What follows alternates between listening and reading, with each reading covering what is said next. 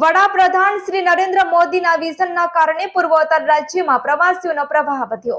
એકતાનગર ખાતે adventure tour operator association of India અને ગુજરાત પ્રવાસન નિગમના સંયુક્ત ઉપક્રમે યોજાઈ રહેલા 15મા વાર્ષિક અધિવેશનમાં સહભાગી થયેલા અરુણાચલ પ્રદેશના મુખ્યમંત્રી પેમા ખાંડુએ સ્પષ્ટ મત વ્યક્ત કર્યો કે પ્રધાનમંત્રી નરેન્દ્રભાઈ મોદીના દ્રઢ સંકલ્પના પરિણામે પૂર્વોત્તર રાજ્યમાં ઊભી થયેલી ભૌતિક સુવિધાના કારણે આ 7 રાજ્યમાં પ્રવાસીઓની સંખ્યા વધી છે. તેમણે જણાવ્યું કે પ્રધાનમંત્રી નરેન્દ્રભાઈ મોદી પાસે પ્રવાસન ક્ષેત્રના વિકાસ માટે વિઝન છે અને તેના કારણે સાંસ્કૃતિક, ધાર્મિક, પ્રાકૃતિક સંપદા ધરાવતા પ્રદેશોમાં સુવિધાઓ વધતા સહુલિયતમાં વૃદ્ધિ થઈ છે. પ્રવાસીઓ માટે સુવિધા જેવી કે માર્ગ, રેલવે, એર કનેક્ટિવિટી, પુલના નિર્માણથી પ્રવાસીઓના આવાગમન વધ્યા છે. આસામમાં ભૂપેન્દ્ર હઝારિકા પુલ બનવાથી પૂર્વોત્તરના રાજ્યને મહત્તમ ફાયદો થયો છે તેમ તેમણે ઉમેર્યું હતું. તેઓએ જણાવ્યું કે અરુણાચલ પ્રદેશ અને ગુજરાત વચ્ચે ઐતિહાસિક સંબંધો છે. ભગવાન કૃષ્ણના પત્ની રૂકમણીજી અરુણાચલ પ્રદેશના હતા અને તેને સાંકળી ગુજરાતમાં પોરબંદરના માધવપુર ગેડમાં મેળાનું આયોજન થાય છે, જેનાથી રાજ્યમાં પરસ્પર પ્રવાસન પ્રવૃત્તિને વેગ મળ્યો છે.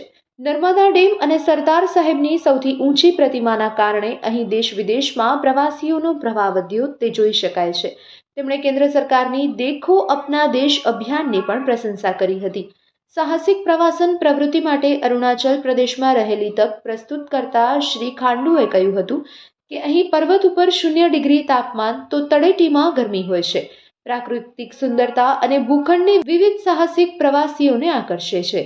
3 દેશ સાથે સરહદો જોડાયેલી છે. તેમણે ટૂર ઓપરેટર એસોસિએશનને અરુણાચલ પ્રદેશમાં આવવા આમંત્રણ પાઠવ્યું હતું.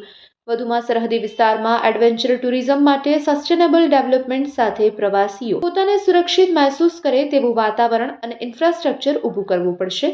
સાથોસાથ ઇકોસિસ્ટમ સાથે આરોગ્ય સુવિધાને વધુ સુદૃઢ કરી સરહદી વિસ્તારમાં પ્રવાસનને વેગ આપી શકાય તેવો પ્રસ્તાવ તેઓએ રજૂ કર્યો હતો. આ સેમિનારના સ્થળે વિવિધ રાજ્યના પ્રવાસનને ઉજાગર કરતા આકર્ષણના સ્ટોલ ઊભા કરાયા હતા, જેનું પણ મહાનુભાવોના હસ્તે ઉદ્ઘાટન કરવામાં આવ્યું હતું. આ વેળાએ ધારાસભ્ય પ્રવીણભાઈ માળી, સંસ્થાના ઉપપ્રમુખ વૈભવ કાલા, અધિકારી સર્વશ્રી વેંકટેશ કટારે, અનિલ ઓરો, મોડેલ મિલિંદ સોમન સહિતનાઓ ઉપસ્થિત રહ્યા હતા.